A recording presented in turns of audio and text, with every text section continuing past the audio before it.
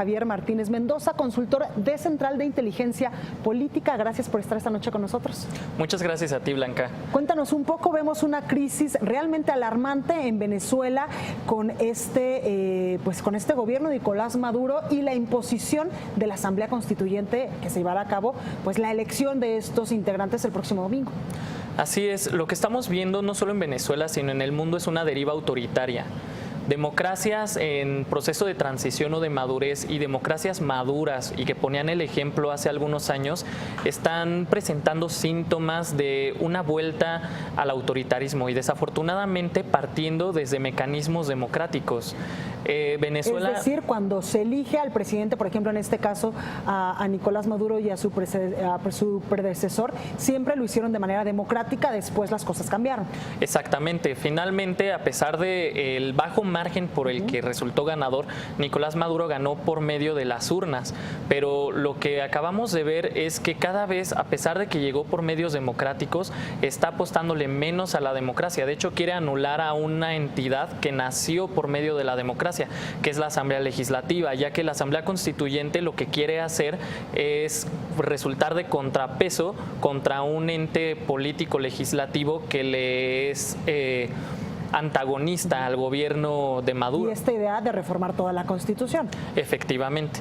Y desgraciadamente este es uno de los síntomas más recientes. Otro también la semana pasada, Polonia, que ya era una democracia occidental, una democracia liberal madura, impulsada mucho por la Unión Europea, hizo un viraje al autoritarismo debido a la reforma política que presentó su gobierno, que lo que hacía básicamente era quitarle la independencia política al Tribunal Supremo, es decir, a su judicatura. Hubo protestas, sobre todo de parte de los polacos europeístas, porque decían esto no es solo un atentado contra la democracia, sino contra el lugar de Polonia en el mundo y en la Unión Europea, que su principal causa, su principal meta es impulsar la democracia, el Estado de Derecho y la paz. Para la Unión Europea no puede haber paz en los países europeos si no hay democracia. Claro. Entonces, este viraje autoritario fragmenta desde el interior de Europa las posibilidades de mantener ese rule of law, ese Estado de Derecho. Claro, Javier, pero también tenemos otros casos en América, aparte del de Venezuela. Claro, por supuesto. De hecho, este viraje al autoritarismo nació y se consolidó el año pasado con la victoria de Donald Trump y su coalición de derecha alternativa, con todo esto de los hechos alternativos y de la coalición de conservadores.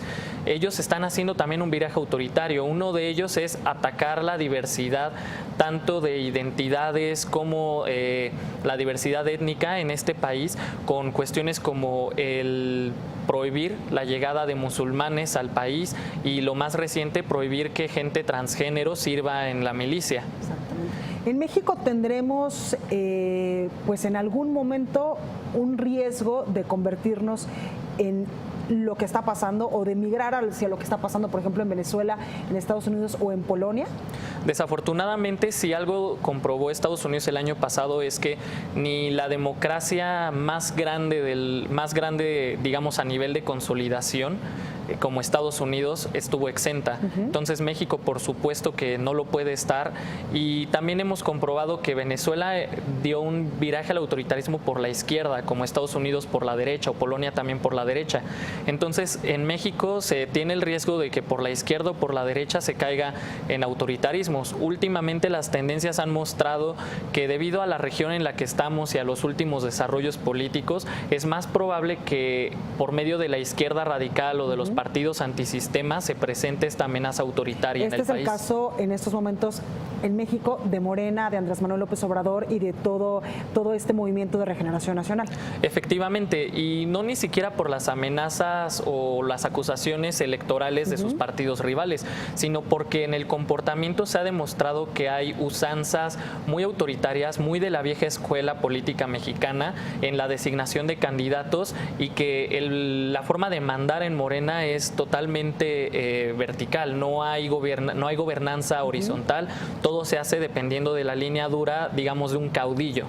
¿Cómo podemos evitar migrar de la democracia en estos casos, como por ejemplo el de Venezuela, el de Estados Unidos, el de Polonia, y no llegar al autoritarismo? Los ciudadanos, sin embargo, pues tenemos mucho que aportar en este tema para evitarlo. ¿Cómo podemos hacerlo? Así es, porque sobre todo debido a la democracia es como se llega a estos autoritarismos. Finalmente y por desgracia es el mismo pueblo el que elige a la gente que acaba volviéndose caudillo o que acaba volviéndose autoritario. Votaron por Donald Trump, votaron por Maduro, pueden votar algún día los mexicanos por una persona que enarbole estas tendencias. Así que lo más importante es en la gobernanza, en que los ciudadanos hallen formas de representación y que no se hallen atestados ni por corrupción ni por desigualdades que finalmente fomentan esta desesperación en el electorado que dice, si el establishment, si el sistema no está resolviendo mis inquietudes sobre la corrupción e incluso el gobierno está fomentando la corrupción y está fomentando la desigualdad, pues entonces en esta desesperación acaban volteando por decisiones radicales, aunque por primera vez o de primera mano no confiaran en ellas. ¿Cómo revertirlos, Javier? Por ejemplo, en el caso de Venezuela hemos visto que ya son 3 meses de constantes protestas, 105 muertos hasta el momento, y la gente está saliendo a las calles pues para protestar en contra de estas decisiones del presidente venezolano. Considero que hay dos formas. La primera y muy importante y la básica es la protesta ciudadana.